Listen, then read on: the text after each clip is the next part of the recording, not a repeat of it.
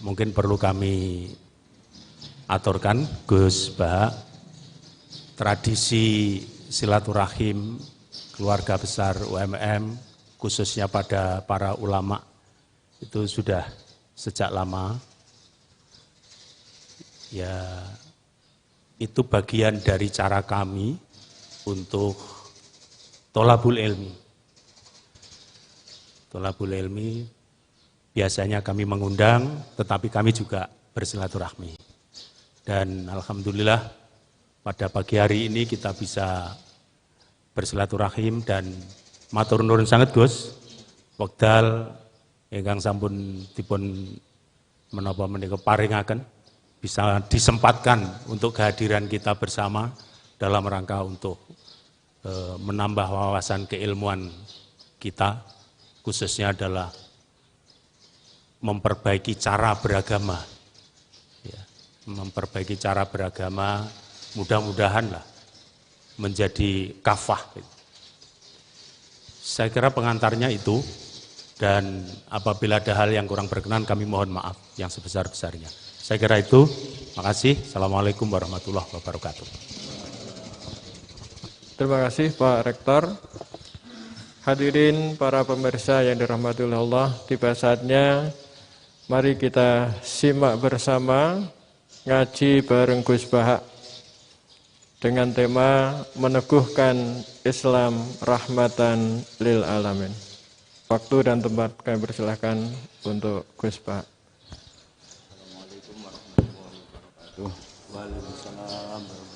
Alhamdulillahirabbil alamin. Allahumma shalli wa sallim ala habibika Mustafa ka nabiyina Muhammadin wa ala alihi washabihi asma'in. Amma ba'du.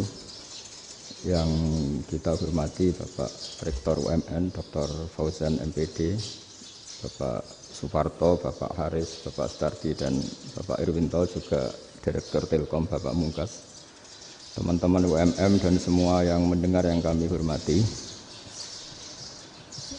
Ini ngaji itu harus objektif itu jujur. Jadi bisa saja korbannya ayah saya, bisa rektornya, bisa semuanya. Tapi korban dengan makna yang bagus.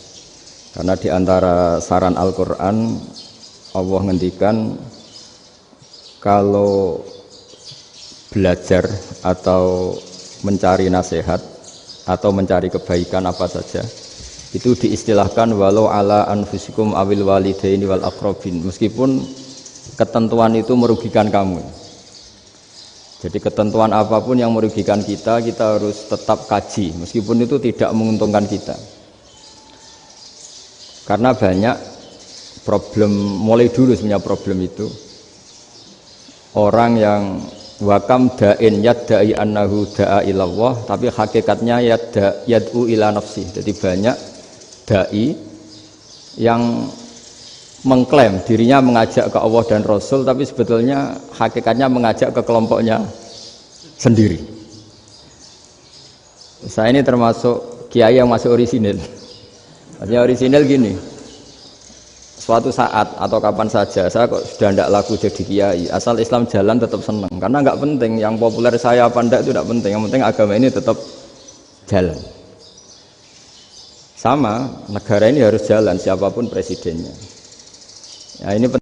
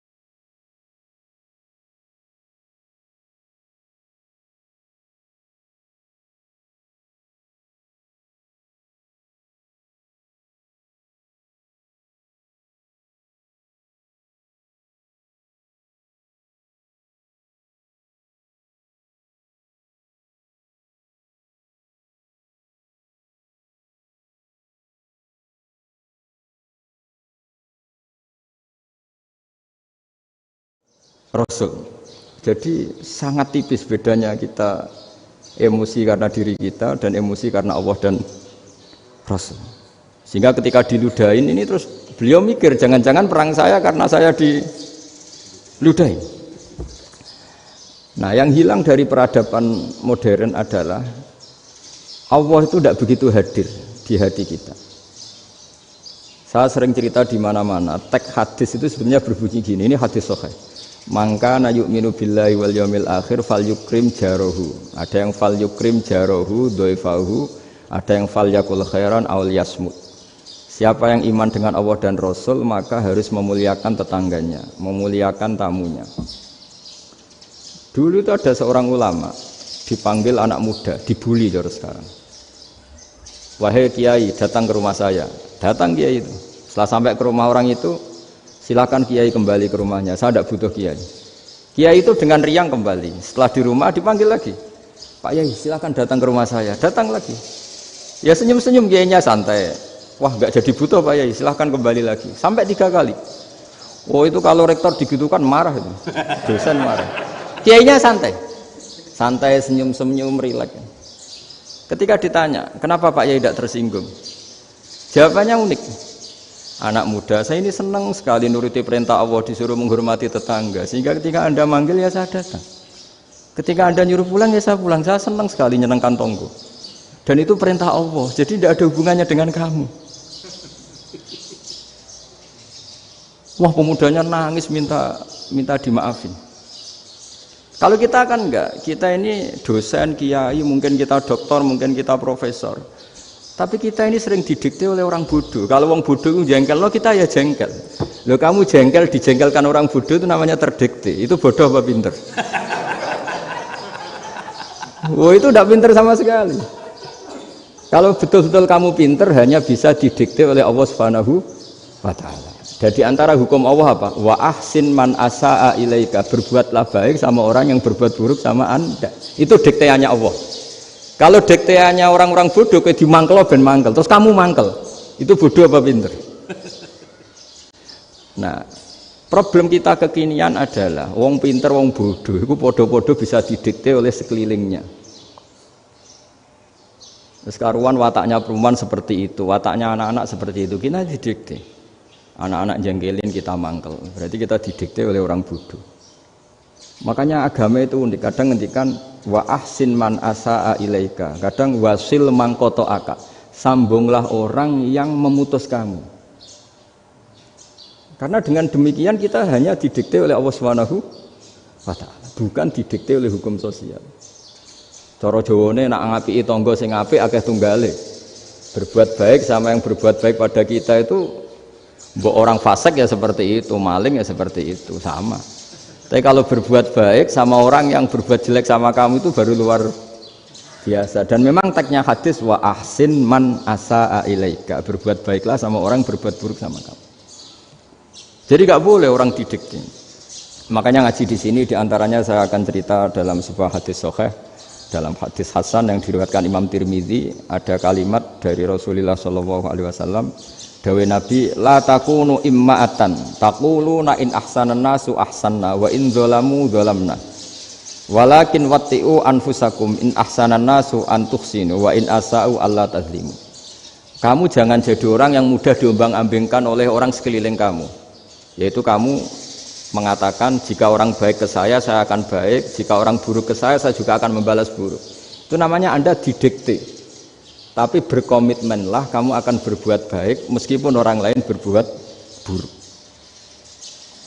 Nah sekarang logika sosialnya begini.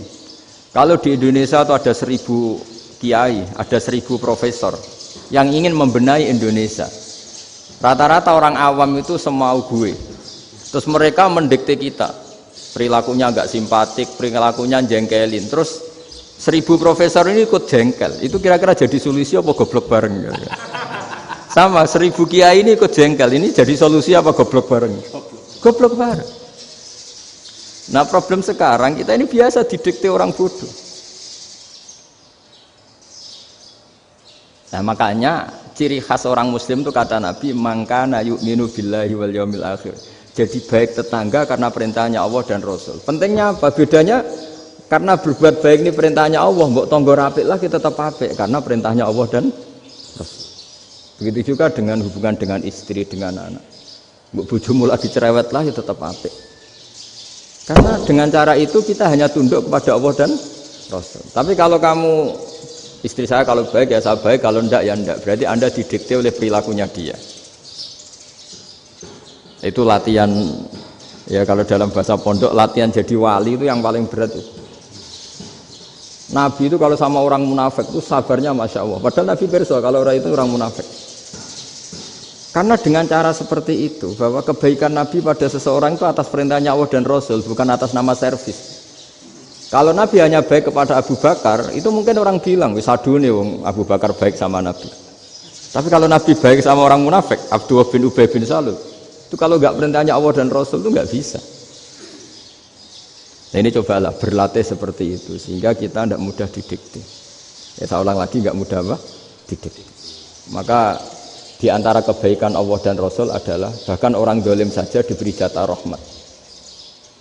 Makanya tadi seperti mukadimah yang dibaca Pak Haris tadi, agama ini rahmatan lil alamin. Orang yang dolim saja dapat jatah apa? Rahmat, apalagi yang soleh. Nah kemudian yang perlu dicatat, kenapa kita menjadi enjoy dengan Islam? Islam itu adalah agama yang tidak didikte oleh materi. Jadi kalau Anda ingin makan enak, mungkin kalau pikiran kebanyakan orang, anak-anak muda yang milenial, yang gaul, ingin makan enak ya makan yang disukai. Misalnya sate atau bakso Malang atau apalah. Kalau orang-orang yang jadi wali gak gitu cara berpikir. Ini yang masih orisinil. Ditanya, ini dunia baru kesulitan makanan, baru resesi. Cara makan enak gimana? Jawabannya lucu. Ya gampang, idamuhu alju. Idam itu lauk. Kalau kamu ingin makan lauknya paling enak apa? Alju. Kamu harus lapar banget. Sampai kalau puasa itu melihat tempe itu wah luar biasa. Tapi kalau kamu nggak puasa, air putih itu nggak menantang. Tapi kalau puasa, tempe air putih itu menarik dan Anda tetap lahap. Apa? Karena lauk terbaik adalah alju, yaitu lapar. Lah tapi kita ini enggak. Kita ini kayak orang bodoh. Kayak orang bodoh tadi, profesornya makan nyaman ya kalau sesuai selera. Nah itu kan sama dengan anak-anak ABG. Anak ABG itu makan lahap ya kalau yang disukai. Lalu bedanya apa ABG sama profesor? Kalau cara berpikir masih sama kan itu. Kiainya juga gitu. Kiai makan enak kalau yang disukai, kalau enggak ada. Lalu bedanya apa kiai sama orang awam? Orang awam juga gitu, makan lahap ya kalau yang disukai. Nah ternyata perilaku kita ini yang pintar sama yang bodoh sama Mas. Kalau kamu ingin berkasta lebih baik, itu cara makan enak itu apa? Idamuhu al-ju'. Lauk terbaik adalah karena kita sangat lapar. Makanya masyhur dalam cerita-cerita tarikh sirah nabawiyah. Nabi diberi hadiah, beberapa hadiah. Di antaranya ada yang diterima, ada yang enggak. Termasuk yang dikembalikan itu dokter. Ada seorang raja memberi hadiah Nabi dokter Tobit. Itu sama Nabi dikembalikan karena dokter ini sudah lama kumpul Nabi itu gak pernah sakit. Akhirnya dokter ini putus asa, ini gak perlu diobatin. Ketika ditanya kenapa ya Rasulullah engkau gak pernah sakit, karena kita ini kaum, kita ini komunitas masyarakat yang tidak akan makan kecuali lapar, dan kalau sudah makan berhenti sebelum kenyang. Jadi sederhana sekali pengobatan zaman Nabi. Sebagian besar penyakit itu pasti disebabkan kita ceroboh dalam hal makan. Sudah ngerti kalau durian masalah, kalau makan durian ini nggak kehitung gitu. Apalagi kalau gratisan itu tambah banyak. Gitu. Pola tidur juga gitu kata Nabi, dan kita tidak tidur kalau tidak sangat ngantuk. Nah itu namanya orang-orang soleh yang sudah tidak didikte materi. Kalau yang didikte materi kan bisa tidur nyenyak kalau kasurnya enak, AC gini-gini. Sebenarnya enggak, tidur enak itu ya kalau sangat ngantuk. Mbok di gudang, mbok di bis, kalau sangat ngantuk ya semuanya ya enak. Sama, mbok lapar, mbok hanya tempe, tapi kalau sangat lapar itu ya enak. Nah ini ilmu yang mulai hilang, ilmu-ilmu yang mulai hilang. Nah, cara ibadah juga gitu. Kita ini kan, saya ini punya bapak kiai, mbah kiai. Punya guru yang sangat alim ya seorang Kiai Memun. Itu dulu kita pengkaji ilmu itu tidak pernah tahu bedanya NU dan Muhammadiyah. Karena dulu Mbah Darwis itu, Kiai Dahlan itu dulu ngajinya bersama Mbah Hasyim ketika di Indonesia yang ngaji Mbah Soleh Darat. Mbah Soleh Darat itu dulu ngajinya sama buyut saya ke-6, namanya Mbah Soleh Asnawi di Kudus. Mbah Soleh Darat itu dulu alim-alimnya orang Jawa ya Mbah Soleh Darat, Soleh bin Umar. Tempatnya di Semarang, tapi beliau itu sebenarnya orang Jepara yang dekat Kudus. Setelah di Mekah, Mbah Hasyim ini mondoknya ya, mulazimnya ke Syekh Mahfud Termas. Tapi sesekali ke Syekh Khotib Minangkabau. Nah yang Mbah Ahmad Dahlan lebih sering ke Syekh Khotib Minangkabau, sesekali ke Mbah Mahfud. Singkat cerita, karena Syekh Khotib Minangkabau sudah modern ya, terlibat organisasi dunia. Pas itu beliau pengagum Muhammad Abduh, pengagum Rasid Ridho. Sehingga bawaannya Mbah Dahlan itu lebih pergerakan karena beliau lebih ngidolakan Syekh Khotib. Nah Syekh Khotib sendiri sebenarnya orang Minangkabau. Jadi beliau namanya Muhammad saja sebenarnya. Jadi menantunya orang Arab. Oh itu dicibir mertuanya ini karena punya mantu orang Jawa, orang ndak Arab. Singkat cerita terus si mertuanya bilang gini, kamu jangan pernah bilang kalau orang Arab itu mansa kanal Arab, orang yang bertempat di Arab. Walakin man takallama bi arabiyyin fasihin, tapi orang bisa ngomong Arab secara fasih. Singkat cerita, kalau kamu tidak percaya, nanti suatu saat menantu saya kalau Jumatan, tidak usah kamu kasih tahu, langsung suruh jadi khotib. Nggak usah kamu kasih tahu, sarannya tidak usah kamu kasih tahu. Kalau sekarang kan enggak. Kalau dosen mau jadi khotib kan mengumpulkan materi dulu.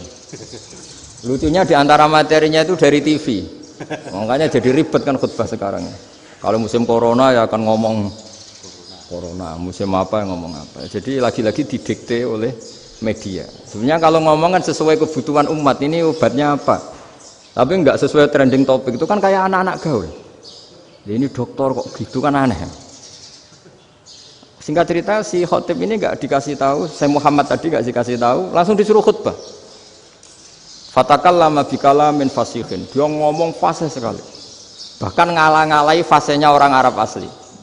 Semenjak itu beliau dapat gelar Al-Khotib, orang yang cakap berpidato berkhutbah. Makanya terus dia Syekh Khotib Al-Minangkabau. Jadi orang Indonesia itu luar biasa. Dulu yang namanya orang Indonesia di Arab Saudi itu dihormati sekali, karena yang ke sana itu pasti ulama. Sudah alim di Indonesia ke sana, termasuk Mbah Ahmad Dahlan, Mbah Hasyim dulu karena sama-sama muridnya Mbah Soleh Darat. Lama-lama yang ke sana itu TKI TKW itu ya mulai agak dibully. Dulu Syekh Nawawi di antara ijtihad yang dihormati itu beliau mengkritik nyuwun sewu orang yang kan orang biasanya normalnya kan muji orang mati syahid. Hebat orang mati syahid itu hebat gini. Oke, kita sepakat orang mati syahid itu hebat. Tapi kata Imam Nawawi dengan syarat niatnya itu li'ila'i kalimatillah dan itu bawaan takdir. Saya ulang lagi, itu bawaan takdir, harus mati di medan perang. Tapi tidak boleh seseorang ini niat perang tapi niatnya supaya syahid. Karena kalau begitu berarti dia berniat supaya menjadi maktulal kafir, orang yang dibunuh orang kafir.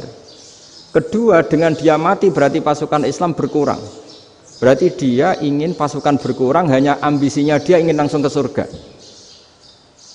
Misalnya pasukan orang Islam itu 10, orang kafir 10. Kalau kamu ingin syahid berarti mati 1 kan, tinggal 9 kan. Nah kalau yang seperti itu 10 kan mati semua.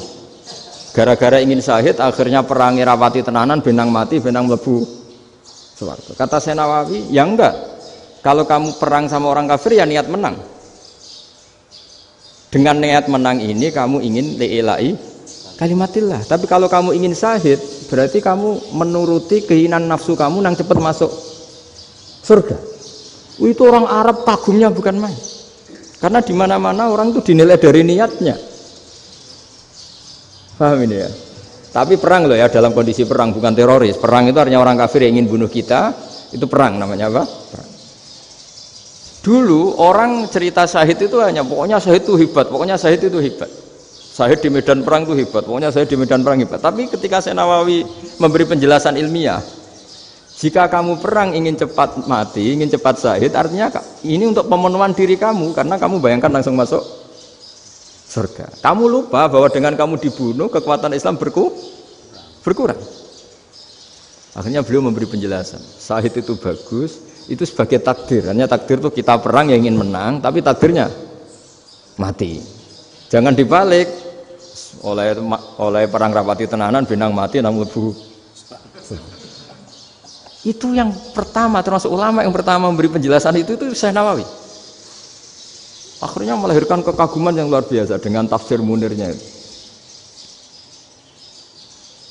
Terus beliau itu orang yang rileks kalau menjelaskan ilmu. Ini ya juga guru-gurunya Mbah Hasim, Mbah Guru sama Mbah Hasim sama Mbah Ahmad Dahlan Syekh Nawawi. Jadi dulu yang alim di Arab itu ada Syekh Nawawi, ada Syekh Khotib Minangkabau, ada Syekh Bakir Jogja, ada Syekh Mahfud Termas. Itu orang Indonesia banyak sekali yang alim. Bahkan diantaranya yang dikagumi Al-Azhar itu juga orang Indonesia, nama Syekh Abdul Manan, itu mbahnya Syekh Mahfud Termas.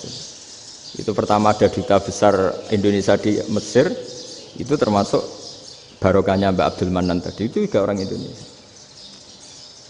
Jadi pemahaman ulama Indonesia itu khas, termasuk ketika memaknai apa? Syahid. Ketika memaknai apa? Syahid. Itu unik. Ketika Syekh Nawawi diuji dulu itu yang namanya ulama diuji dulu oleh 100 ulama. Jadi dulu ya ada kompetisi. Imam Bukhari diakui jadi ahli hadis itu diuji oleh mi'atu muhaddisin, 100 orang ahli hadis, sanad dibolak-balik, matanya dibolak-balik, tapi beliau tetap bisa mengembalikan proporsi sanad itu. Syekh Nawawi pernah diuji gini. Ayul afdol al ulama awe salatin. Keren mana ulama sama raja atau sama orang-orang kaya, sama penguasa? Ya keren ulama. Terus dibully sama orang. Tapi setahu saya banyak ulama yang antri di rumahnya raja. Tapi saya tidak tahu melihat raja antri di rumahnya ulama. Kan kebanyakan kan mungkin ustadz atau kiai yang antri ngajukan proposal kan enggak. Nah, kalau raja kan enggak pati itu, malah enggak usah antri. Kiainya sudah nyambut sebelum datang. Jawabannya lucu Syekh Nawawi itu, dan yang tanya itu langsung diem. Ya karena ulama itu tahu fungsinya uang, sehingga cara nyari sampai seperti itu. Sementara raja-raja itu tidak tahu fungsinya ilmu, makanya tidak pernah sowan ulama. Sehingga jadi ya dianggap enteng saja. Ulama kan tahu fungsinya uang, tahu untuk pondok, tahu masjid. Sementara raja tidak tahu fungsinya ilmu. Jadi itu khas Jawa ya. Khas Jawa, khas Indonesia. Apa-apa yang menurut orang banyak dengan tanda kutip itu buruk atau baik, itu orang Jawa menafsirkan tuh gampang saja. Sehingga semenjak itu Jawa itu dipandang betul. Saya punya kitab namanya Qadhayal Haji wal Umrah. Itu terbitan Hayatul Ulya Arab Saudi, milik Wahabi. Itu diantara fatwa yang dipakai untuk solusi muskilatul haji, problem-problem haji kekinian. Itu fatwanya syekh-syekh yang dari Indonesia, termasuk Syekh Khotib Minangkabau, Syekh Nawawi Banten, Syekh Bakir Nur Jogja. Misalnya begini, dalam fatwa-fatwa yang menyulitkan kita ya, sampai sekarang jadi perdebatan. Ketika Safa dan Marwah itu dengan batas tertentu, saya ulang lagi dengan batas tertentu, mau tidak mau atas nama kebutuhan, itu kan butuh perluasan. Karena kalau naik turun itu mudah disepakati ulama. Jadi misalnya gini ya, saya punya tanah seluas ini. Pasti orang akan mengatakan sampai bawah ya tanah saya, sampai atas tanah saya. Itu mujma' alaih, itu disepakati. Sehingga Nabi ngendikan al-Ka'bah min tuhumil ardi ilas sama Ka'batun. Ka'bah sampai ujung bumi, sampai ke aras semuanya Ka'bah. Sehingga tidak ada perdebatan ulama ketika Masjid Haram di tingkat, kemudian yang di atas sholat. Tetap dia menghadap Ka'bah. Tidak harus diluk melihat di bawah, enggak. Karena Ka'bah sampai langit. Sama, tanah Anda kamu tingkat sampai 10, enggak ada tetangga protes. Karena bawah sampai atas tanah Anda. Tapi kalau diperluas, tanah Anda kamu luaskan setengah meter saja atau 3 cm saja, iso geger mek tonggo. Karena di mana-mana batas itu ya tadi, kalau atas bawah miliknya, kalau samping enggak. Pertanyaannya, perluasan Mina itu ke samping. Perluasannya matof, yang mas'a itu juga ke samping. Geger kan ulama dunia. Bagaimana hukumnya mina jadid? Mina yang diperbarui atau mina yang diperluas. Itu diantara rujukan baik yang membolehkan maupun yang menentang. Itu ya Syekh Indonesia. Itu original tuh. Saya punya kitab original terbitan Hayatul Ulya, kira-kira ya kemenaknya Arab Saudi kalau di Indonesia itu. Itu yang dirujuk dawuh Syekh Nawawi, dawuh Syekh Khatib Minangkabau. Karena apa? Ada logika khas Jawa. Misalnya begini. Meskipun saya tidak perlu fatwa mina jadid sah apa enggak, memang jadi perkhilafan ulama. Misalnya kampung ini dinamai Mina. Pertanyaannya gini. Tanah yang di samping ini bisa milik Anda apa enggak? Ya bisa Gus kalau dibeli atau dihibahkan. Berarti tanah di samping Anda menjadi milik Anda karena ada proses pengambil alian lewat beli maupun hibah. Nah masalahnya ini negara itu berhak menganeksasi atau memasukkan ini sebagai mina. Itu ulama Jawa kalau ditanya, alasannya apa? Fa innal muttasila bis-syai' hukmu dzalika syai'. Karena yang gantet, yang mutasil itu bisa dihukumi seperti sesuatu itu. Jadi kalau ini mina, ya yang gantet mina ini ya bisa dikatakan mina. Beda dengan membuat mina malang mina, wah itu tidak bisa, tidak mutasil kan? Itu enteng sekali ulama Jawa. Satu ya tentu karena kebutuhan, tapi asal masih al-muttasilu bihi, yang masih tanah yang masih mutasil dengan. Nah, ketika perluasan mas'ah antara sofa dan marwah kan misalnya ini batas luasnya sofa, ini batas luasnya marwah. Lalu atas nama kebutuhan, sofa marwah itu sampai sini. Sampai agak meluas ke sini. Itu geger Arab Saudi. Wah, ini gimana? Padahal tawaf itu harus antara gunung sofa dan gunung marwah. Sa'i itu ya. Tapi kalau istilah Quran memang tawaf sama-sama. Makanya apa? Inna sofa al-marwata min sya'airillah faman hajjal baita wa i'tamara fala junaha alaihi ayyat tawafati. Nah, jadi kalau istilah sa'i di Quran itu masih tawaf. Karena harus ada, kalau bisa lah, bukan harus. Kalau bisa memang harus ada unsur muternya. Kita kalau sa'i kan dari sini sofa sampai sini marwah, terus kan agak muter ke sini. Nah, kan agak membentuk lingkar. Nah, makanya Quran tetap mengistilahkan apa? Tawaf. Jadi bukan sini ke sini terus sini ke sini kan enggak, tapi sini sampai sini terus muter kan? Terus sini. Jadi antara setar dan selama ini prakteknya kan gitu ya. Sofa ngambil sini, terus ke sini, terus agak muter. Nah, karena ada unsur agak muter ini terus orang menyebut apa? Tawaf. Tapi itu bukan syarat sah, ini cerita ideal. Saya ulang lagi ya. Gunung Sofa itu puncaknya atau pucuknya kalau dalam bahasa Jawa itu ya hanya segini, ini sampai sini. Nah, kelompok Islam yang fikih keras nggak boleh diperluas karena Allah memilih tempat ini itu spesial, jadi nggak boleh ke yang lain. Tapi ketika kebutuhan mendesak, mau tidak mau harus diperluas. Itu jawabnya Kiai Jawa lucu. Gunung sing ketok iku sing dhuwure tok. Sikilane luwih hombo. Jadi karena kita kan gunung kan bentuknya gini. Nah, sofa yang kecil itu yang atasnya, tapi sikilannya sini kakinya lebih luas. Jadi boleh perluasan asal tidak melebihi kakinya. Ya dihitung ya lebih luas. Jadi Kiai Jawa itu kayak wong delok gunung Penanggungan, kayak gunung Arjuna. Di mana-mana puncak gunung itu lebih kecil timbang kakinya. Artinya diperluas ini bukan berarti tidak di sofa dan tidak di, itu khas Kiai Jawa. Jadi jangan kira orang Jawa itu tidak hebat sekali. Termasuk perkembangan hotel di Arab Saudi. Itu dulu sebelum ada hotel. Buyut saya kelima atau keenam dulu haji, namanya Badur Rahman. Itu kalau mau ingin apa ya, menghindari terik matahari itu masuk gua. Itu masuk gua itu hanya separuh badan, kakinya di luar. Jadi jangan bayangkan kalau gua di Indonesia kayak gua Akbar di Tuban orang bisa masuk jalan-jalan, enggak. Gua di Arab itu kayak cepitan batu, tidak sampai masuk. Sehingga kepalanya dimasukkan, kakinya masih kena matahari. Saking panasnya Arab Saudi.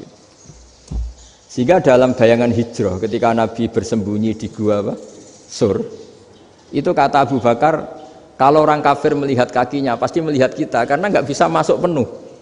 Jadi orang tuh mau dempes tok. Sehingga ya kira-kira luasnya gua paling segini.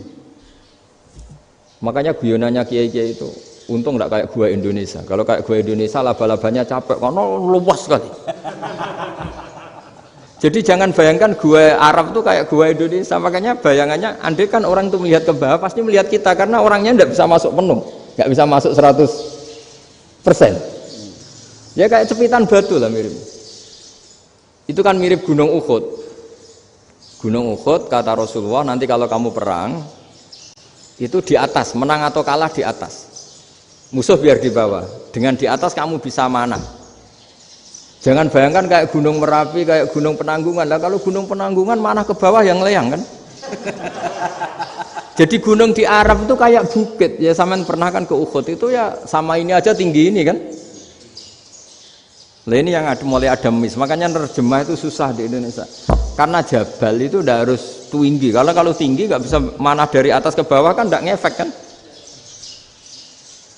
Sampean kalau ke Uhud gunungnya kan pendek sekali sehingga yang mana dari atas ke bawah ya kalau kena musuh ya celaka karena memang dekat. Ya kalau gunung Indonesia mana dari atas ke bawah yang kelayang nggak ngefek. Nah itu susahnya nerjemah bahasa Arab ke kita. Jadi apa ya? Transkrip itu nggak gampang karena ada pengertian yang beda. Kita kalau bilang gunung itu tinggi sekali. Sampai banyak mahasiswa tersesat ya saking tingginya. Kalau orang naik Uhud gak akan tersesat, wong ketok dari bawah itu.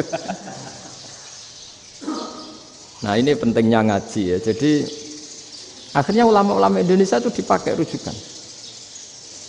Jadi mulai Mbah Hasyim, Mbah Ahmad Dahlan sampai era buyut-buyut itu masih orang alim. Lama-lama yang di Indonesia ini orang-orang yang bodoh. Sehingga orang Jawa kalau ke sana dibully, ya Jawa tak kuluh kaya. Orang Jawa itu penggaweannya itu makan ular. Karena belut itu kalau di kamus itu persis ular. Dulu itu kan kamus tidak full color. Gara-gara gak full color, gambar belut sama ular itu sama. Belut itu belut sama ular kalau nggak full color gambarnya sama apa enggak? Sama. Terus orang Jawa itu kan masih banyak yang makan bajing itu apa? Ketupai itu. Bajing kalau digambar tidak full color sama dengan tikus.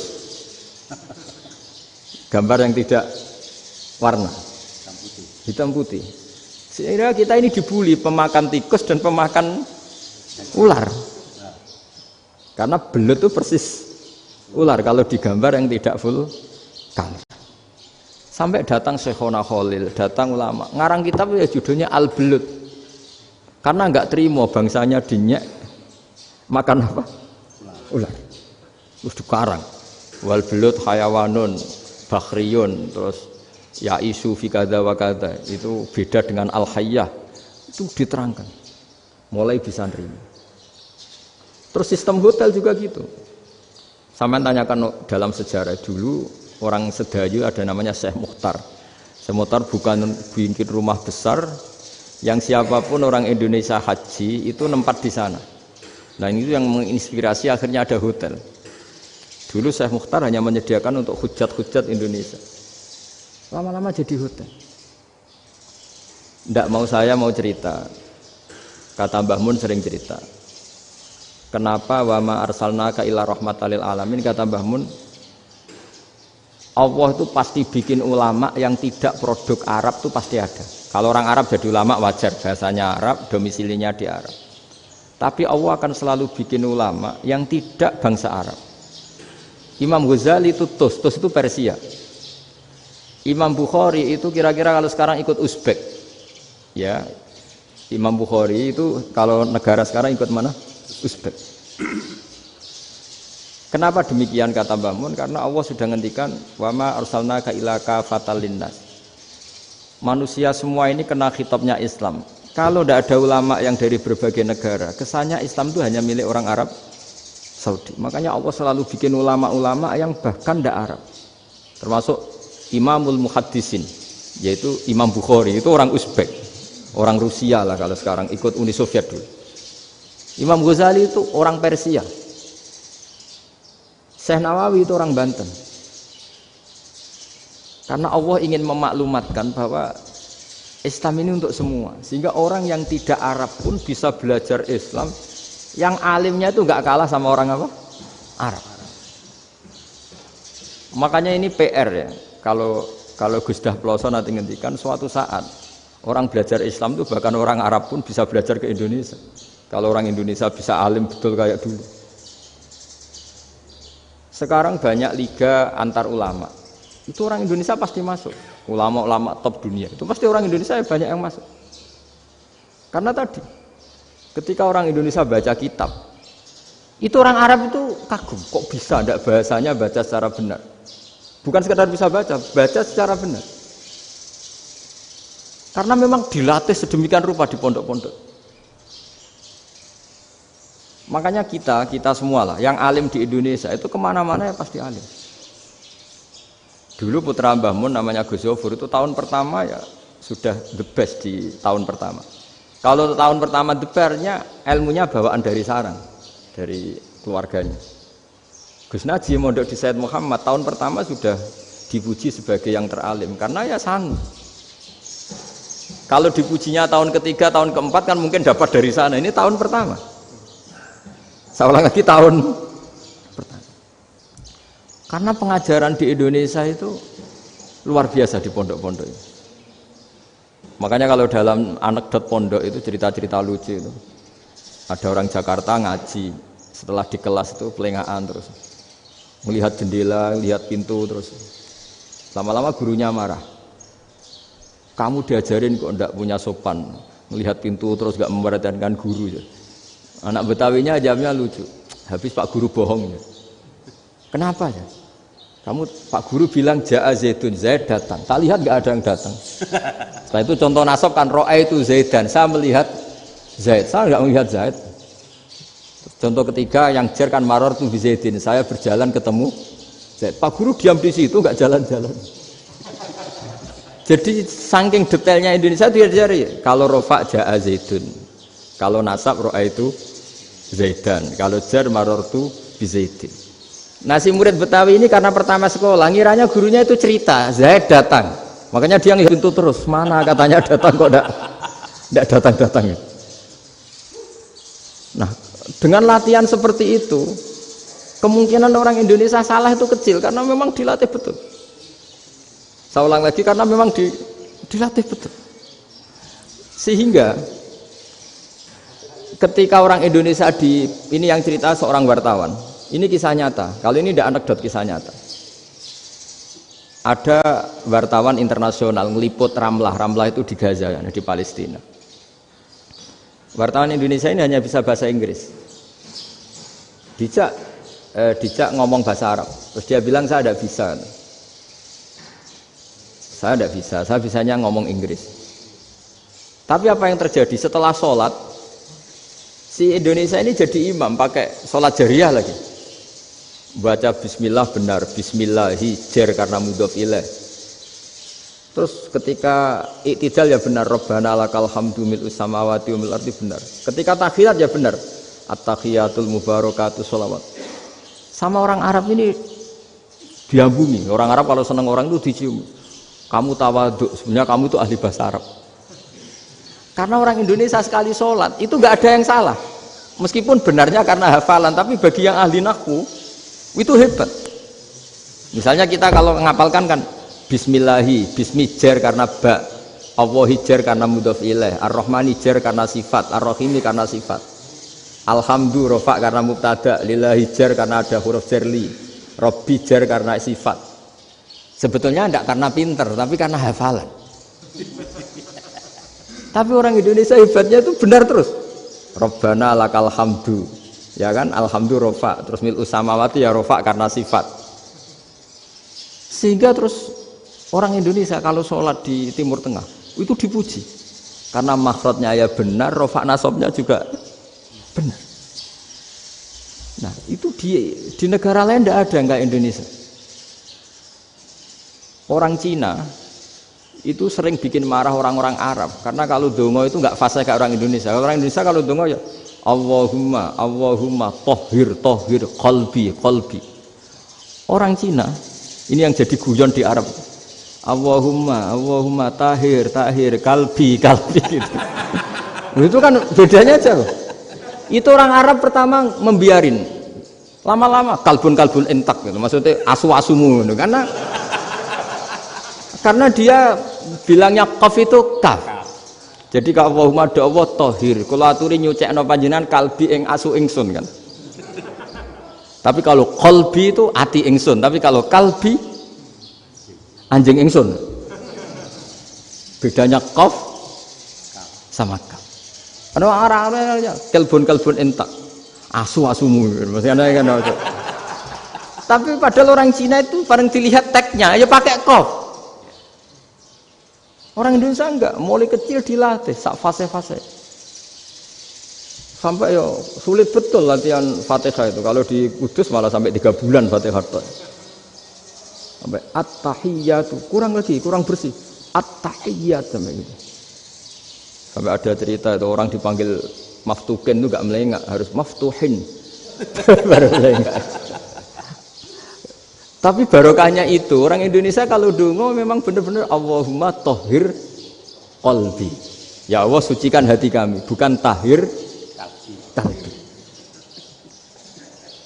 Karena sekali jadi kaf itu maknanya anjing saya. Ya Allah sucikan anjing. Jadi ini orang Indonesia. Jadi kata Mbah Mun, dawuh Mbah Mun, illa kafatal linnas, bahwa agama ini milik semuanya. Itu diantara bukti Allah menghendaki atau mendesain Islam seperti ini, orang yang belajar di Indonesia itu pengetahuannya Islam, pengetahuannya tentang Islam itu tidak kalah sama yang belajar di Al-Azhar, sama yang belajar di Arab Saudi. Makanya ini PR-nya UMM, PR-nya IAIN, PR-nya UIN. Bisa enggak sealim mereka dalam bahasa Arab? Nah, bahasa Arabnya mau man anta, ana zaidun.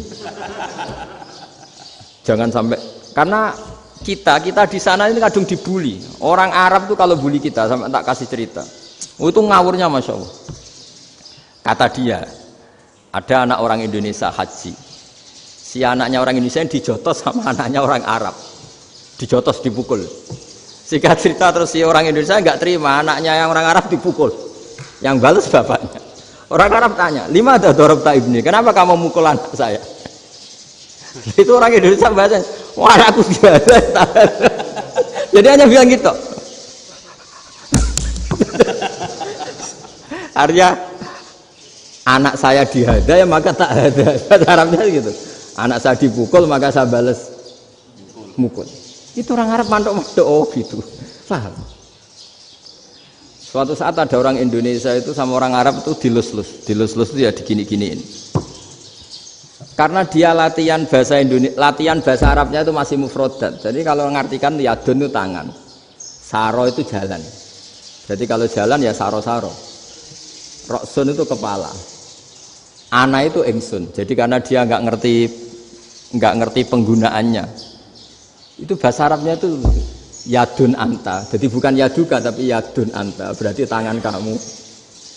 Saro-saro itu jalan-jalan. Ala roksi anak yang atasnya sirah ingsun. Jadi mestinya yang benar kan yaduka saro ala roksi atau gitu. Tapi enggak dipotong-potong. Yadun tangan kan, anta kamu. Berarti tangan kamu. Saro-saro jalan-jalan. Roksun itu sirah, anak ingsun. Berarti di atas kepala saya. Orang Arab tertawa-tawa. Tapi paham. Maksudnya seperti itu. Jadi kita ini dibully di Arab itu Masya Allah.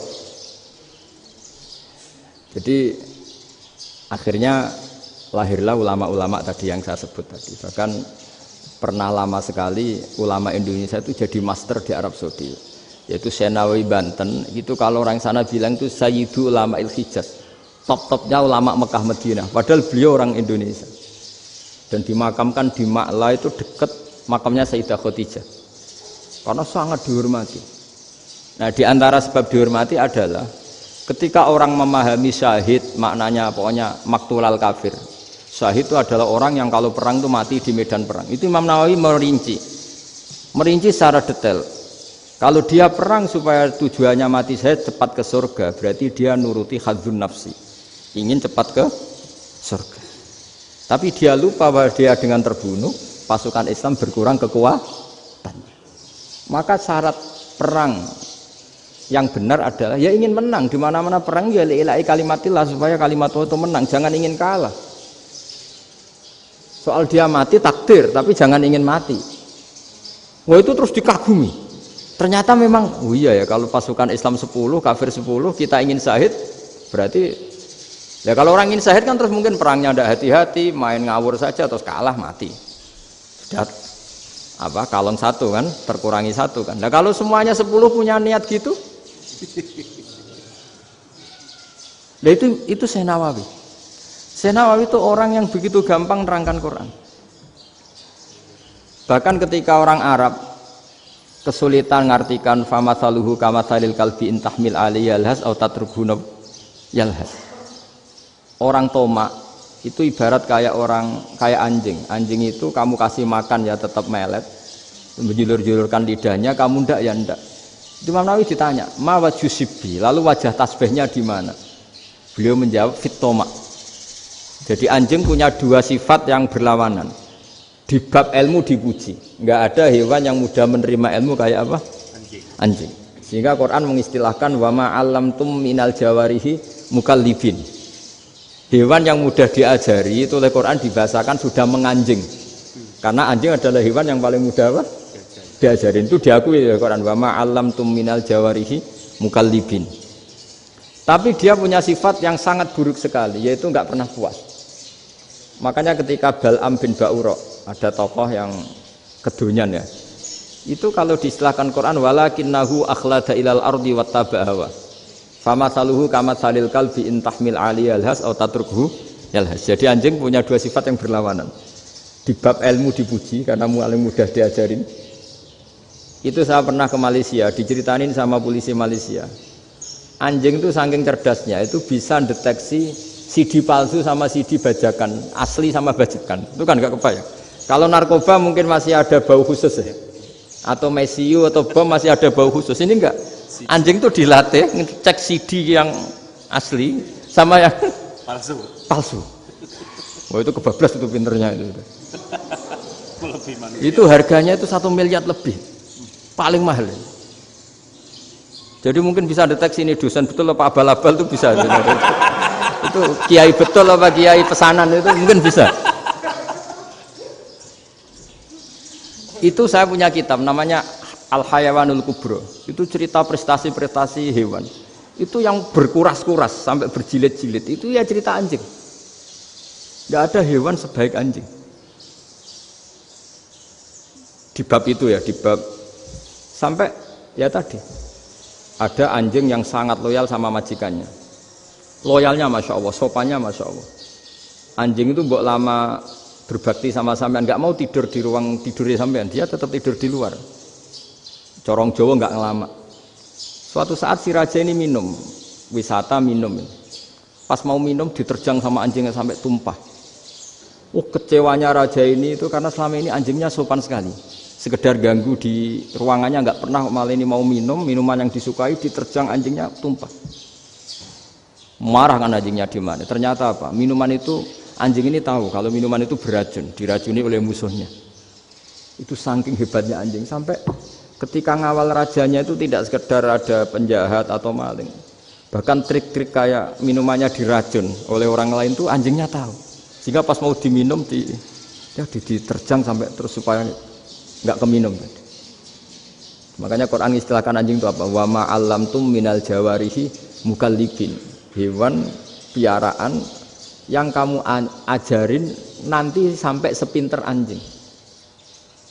Makanya Ashabul Kahfi itu ketika ngajak anjing tadi, beliau tidur, anjing itu tidurnya bil wasit, wakal buhum basitun dzira'aihi bil wasit. Jadi dia tidur dalam posisi siaga.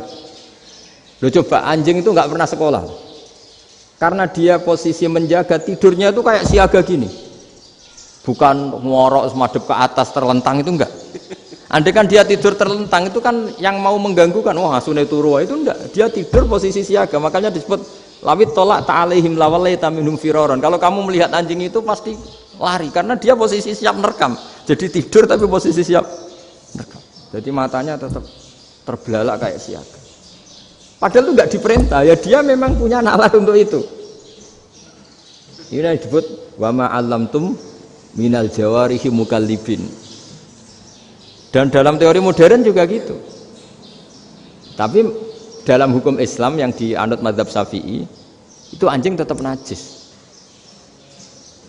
Ya sudah najis ya najis, tapi ada mazhab lain yang mengatakan tidak najis. Tapi tidak usah ngrumat anjing, geger nanti kalau rektor kampus punya anjing. Tapi ilmu itu bagus untuk kelangenan kadang. Andai kan tidak ada mazhab Malik, maka kita kesulitan menceritakan Ashabul Kahfi yang hewan piaraannya itu anjing. Tapi misalnya anjing disucikan, kita juga nanti susah menjelaskan hadis Nabi malaikat itu tidak masuk rumah yang di situ ada apa? Anjing. Maka ilmu itu, makanya kata Imam Sa'roni, sebagian ilmu itu memang kelangenan, tapi nggak boleh jadi praktek. Tapi harus ada. Misalnya begini, contoh paling gampang. Api dalam mazhab Syafi'i kan alat pensuci hanya dua, air dan tanah. Ya saya ulang lagi, air dan tanah, yaitu tanah untuk mensucikan najis anjing. Imam Abu Hanifah menambahkan api. Maglitan ketika ada batu bata dibikin dari tanah-tanah yang bercampur kotoran. Mazhab Syafi'i akan kesulitan karena di situ ada najis yang jadi materinya bata. Hukumnya gimana kalau nanti dipakai masjid? Tapi barokahnya ada beberapa mazhab. Abu Hanifah mengatakan dan api. Jadi apa tadi air, tanah, api. Alasannya masuk akal. Ketika usatul mukminin, orang-orang mukmin yang ahli maksiat itu sebelum masuk surga, kalau dia dosanya banyak itu dibakar dulu supaya suci. Emas itu untuk memisahkan dengan materi lain juga harus dibakar. Berarti api termasuk alat. Artinya gini, batu bata yang materinya dari tadi najis sekalipun, ini menjadi suci karena mengalami pembakaran. Tapi kata Imam Sa'roni, ilmu ini hanya sebagai ilmu. Jangan sampai kalau kamu mau wudhu gak ada air terus membakar diri lah, ini ribet kan. Jadi ilmu itu sebagian memang untuk kelangenan. Karena kita butuh. Andai kan tidak ada mazhab Abu Hanifah, maka kita akan kesulitan pakai bata. Yang kita tahu cara bikinnya kadang di tempat yang kotor, di tempat yang najis. Tapi karena ini ngalami dibakar, maka hukumnya suci menurut mazhab Abu Hanifah. Dan itu sering. Ulama itu sampai apa? Saya punya kitab fikih namanya Fardul Masail. Pengandaian ada masalah. Jadi masalah itu belum terjadi tapi diandaikan. Misalnya kayak di Texas. Bumi itu bulat bola. Texas itu kalau dibor itu pas Ka'bah. Lalu kiblatnya di mana? Bumi ini kan hanya rubuk-rubuk seperempat. Yang ada arah itu seperempat. Tapi kalau Ka'bah itu sama Texas atau Texas dengan Ka'bah itu lalu kiblatnya mana? Wong sudah bebas arah. Maka ilmu mengatakan mara'ahul muslimuna hasanan fa wa indahu hasanun. Kamu jangan nuruti ilmu hakikat tapi nuruti mindset. Kalau mainstreamnya orang banyak seperti itu, mindsetnya orang sana misalnya Ka'bah sana ya ikut sana. Tapi ini tidak mewakili hakikat karena kalau yang 380 derajat itu kan terus ribet. Makanya ini kesulitan di bab-bab fikih. Ya saya ulang lagi, kesulitan di bab-bab fikih. Makanya fikih itu selalu bicara misalnya gini, ada orang sholat. Saya ulang lagi. Setelah salam pertama dia kentut, itu sholatnya batal apa enggak? Itu lama berdebat. Yang dikatakan rukun sholat itu salam pertama. Sehingga orang kalau sudah salam pertama, maka sudah keluar dari sholat. Maka kalau kentut enggak apa-apa, wong yang keluar dari sholat itu salam pertama. Tapi lalu pertanyaannya, kenapa Nabi salam 2 kali? Lalu yang kedua gunanya apa? Ribet kan, partai ini kalah pasti kalau ditanya gitu.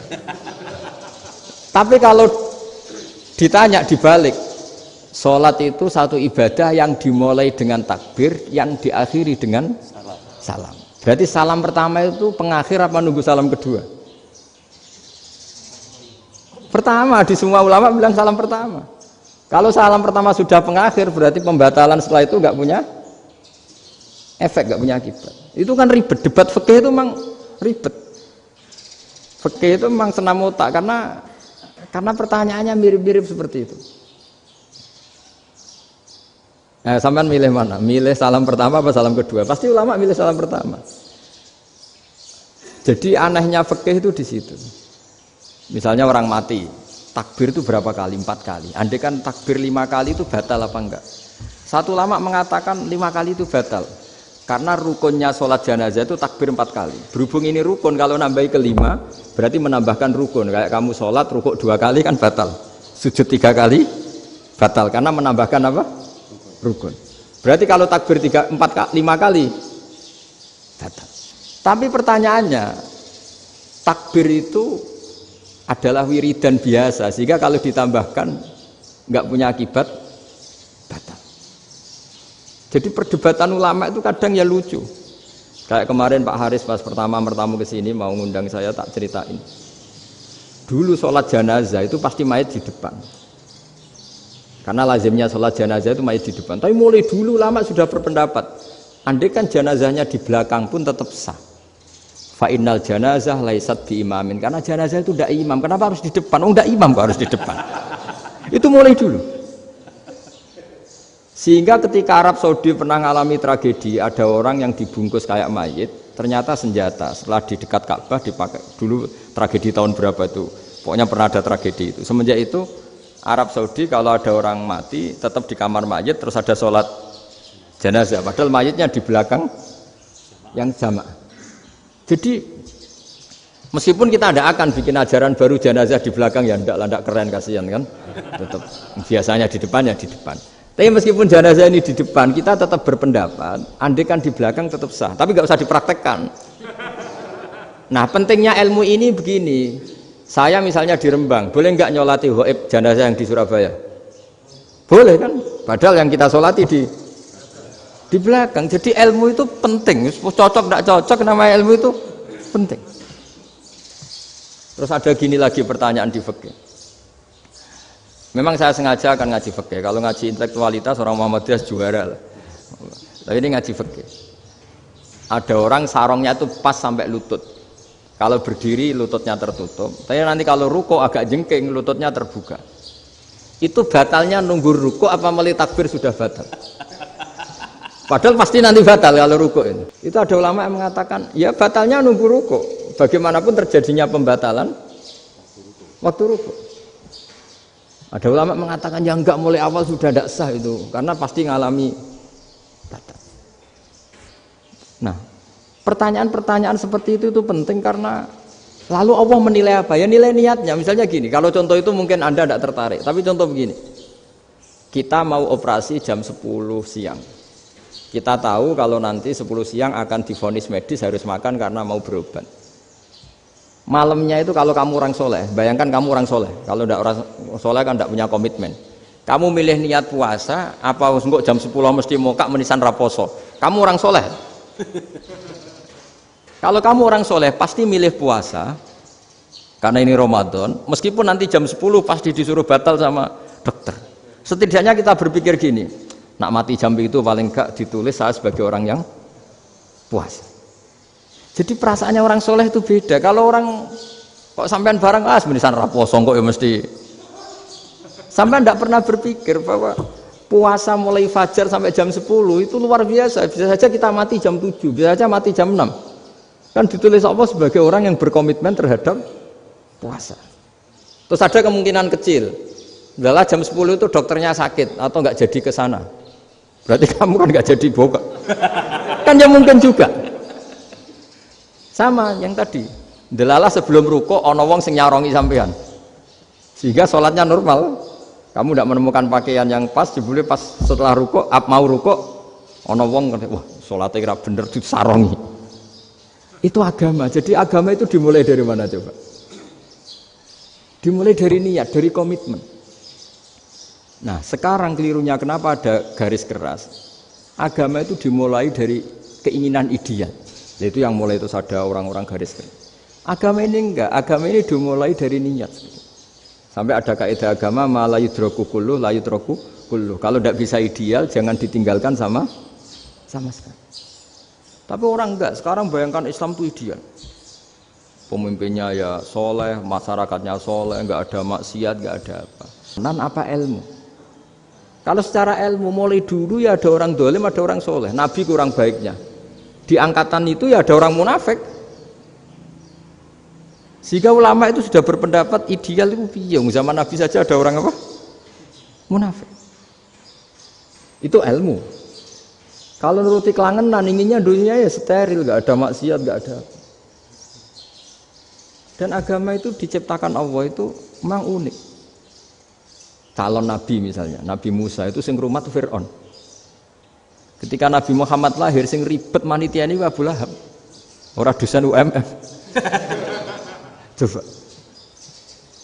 Karena Allah ingin memaklumatkan ke kita bahwa agama ini akan hidup di kondisi apapun. Asia, istrinya Fir'aun itu termasuk mukminah yang dipuji Quran. Padahal dia bukan istrinya pengurus NU atau pengurus Muhammadiyah, istrinya Fir'aun. Tapi itu pelajaran bagi kita bahwa orang-orang baik itu tidak harus di lingkungan yang baik. Masjid paling makmur itu kadang di dunia mungkin ya jangan bakas Mekah Madinah itu karuan.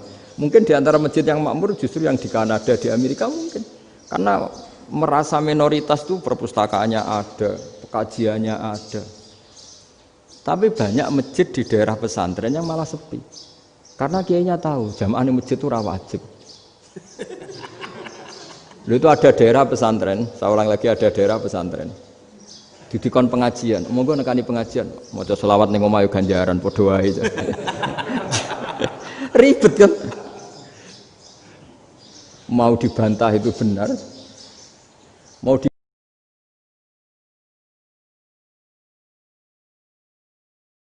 biarin merusak tatanan.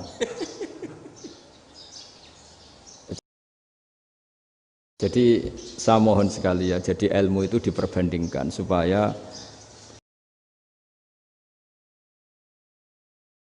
perbedaan-perbedaan itu biasa. Dulu Imam Malik itu punya murid namanya Imam Syafi'i. Itu dalam banyak hal.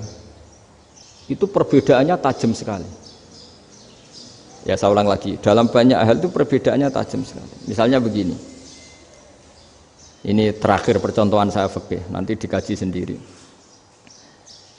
Ada seorang A'rabi, Ja'a A'rabiyun. Ini di hadis sahih diulang-ulang di semua Al-Kutubus Sittah ada peristiwa ini. Ja'a A'rabiyun ila Rasulillah sallallahu alaihi wasallam faqala ya Rasulullah ahlaktu. Qala wa ma ahlakaka? Qala wa qatu imraati fi nahari Ramadan. Ya Rasulullah, saya ini orang yang rusak. Kenapa? Saya ini hubungan intim sama istri saya ketika masih siang Ramadan. Singkat cerita orang ini dihukum berat sama Nabi. Hukumannya adalah karena dia membatalkan puasa ketika dengan hubungan intim. Sama Nabi dihukum, kamu harus merdekakan budak. Wah, tidak mampu ya Rasulullah, saya tidak punya budak. Jadi ini bukti bahwa agama ini sangat sosial sehingga sebagian kafaroh harus memerdekakan budak. Kamu kalau gitu puasa 2 bulan. Yang baru puasa 2 hari aja kecelakaan malah disuruh puasa 2 bulan. Ya sudah kamu ngasih makan 60 orang miskin. Saya ini orang paling miskin.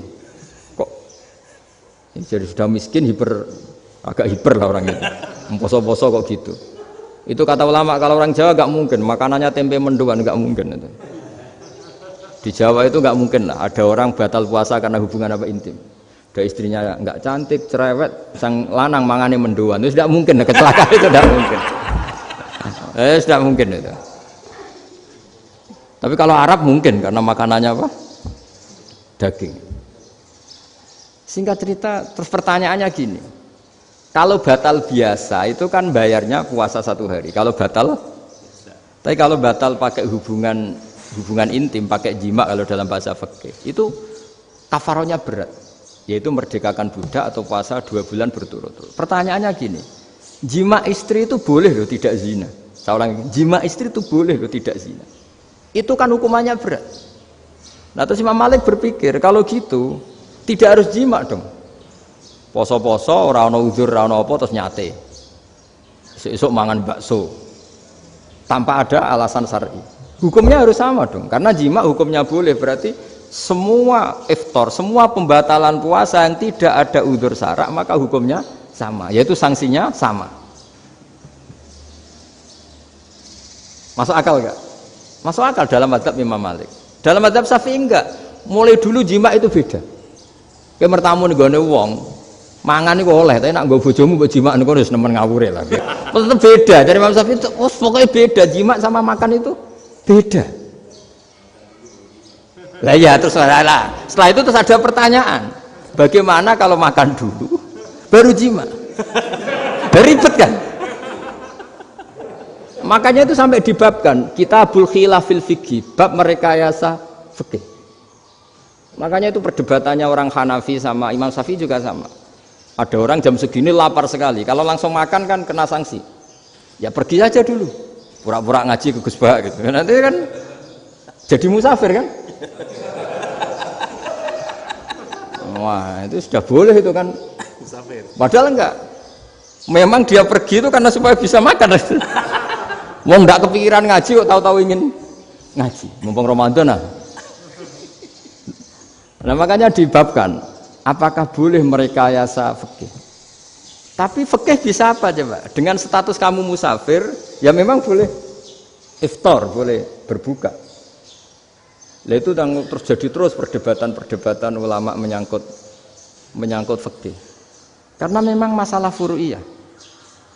Sehingga termasuk perdebatan kita dalam perilaku, misalnya adat orang NU kalau habis salam itu menghadap ke kiblat, karena arah terbaik itu kiblat. Tapi sebagian orang Muhammadiyah atau mungkin semuanya menghadap ke makmum. Itu memang teks hadisnya itu kita yang meneliti hadis itu semua syarah itu berdebat. Nabi memuji kiblat itu arah terbaik, oke. Tapi di bab itu Nabi itu aqbala alaina, menghadap ke kita. Lalu pertanyaannya, kenapa menghadap ke kita? Ada mengatakan karena Nabi memang punya tradisi kadang ngendikan. Ya tentu dulu istilahnya tidak kultum, nggak ada istilah itu dulu, 7 menit itu nggak ada. Tapi ada ulama yang analisis begini, termasuk kitab Fathul Bari. Nabi itu tokoh sentral, taruh lagi Nabi itu tokoh sentral. Ini kata kitab Fathul Bari, bukan kata saya. Nah orang-orang yang imamu kaumi, orang-orang yang jadi imam di daerah masing-masing, tetap kalau sholat itu ikut Nabi. Ikut Nabi setelah salam langsung pulang. Jadi sebetulnya salam langsung pulang itu ya ada sejarahnya karena dia mau jadi imam di daerahnya. Nah, tidak kebayang kalau Nabi itu madhep kiblat. Kalau Nabi madhep kiblat, orang yang masbuk yang barusan datang pasti langsung usolli misalnya fardhu isya'i misalnya. Terus makmum Nabi, padahal Nabi sholatnya sudah selesai. Jadi intinya gini kata Fathul Bari. Imam setelah salam itu harus bikin gerakan atau omongan atau apa saja yang menunjukkan kalau sholatnya selesai. Di antara gerakan itu adalah beliau harus menghadap ke hadirin atau menghadap ke utara atau apa saja yang penting menunjukkan kalau sholat ini sudah selesai. Itu fikih. Jadi fikih itu cara menganalisis itu memang unik. Karena kalau Nabi tetap seperti itu, posisi pancet seperti itu, maka orang yang baru datang mengira Nabi masih sholat. Nah, pertanyaannya kalau mereka sudah takbir, malah sholatnya tidak sah. Kenapa tidak sah? Menggantungkan sholat atau mengikatkan sholatnya dengan orang yang sudah tidak sholat. Jadi menjadikan orang yang nggak sholat sebagai imamnya kan nggak boleh. Maka Nabi harus memaklumatkan dengan gerakan itu bahwa beliau sudah tidak sholat. Karena orang datang dari berbagai daerah. Jadi nganalisis fikih, fiqhul hadis namanya. Itu ulama itu mau tidak mau debat karena pertanyaannya itu kenapa ya memang mau apa karena yang namanya sosial itu yahtamilu muhtamilatin, ada sekian kemungkinan. Makanya dalam madhab istimbat itu ketika Nabi sedekah pakai tamer, pakai kurma, itu ulama mesti ngitungnya tuh kut itu makanan pokok.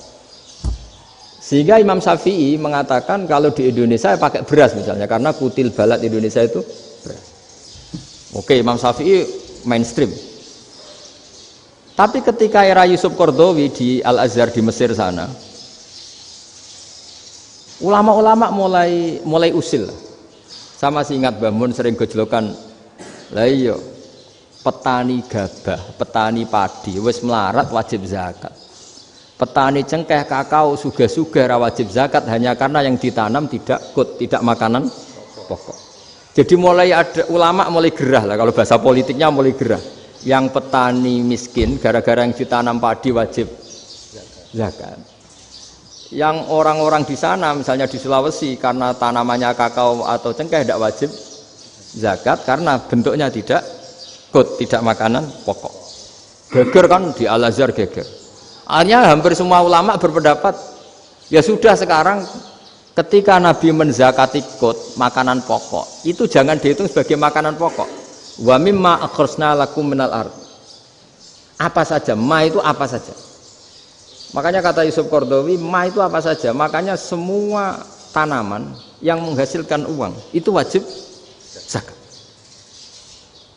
Nah, masalahnya kitab-kitab Syafi'iyah itu sudah mamlu'ah, sudah penuh dengan penjelasan misalnya fala zakata fil khadrawat, maka enggak perlu zakat untuk kayak kangkung, semangka dan sebagainya.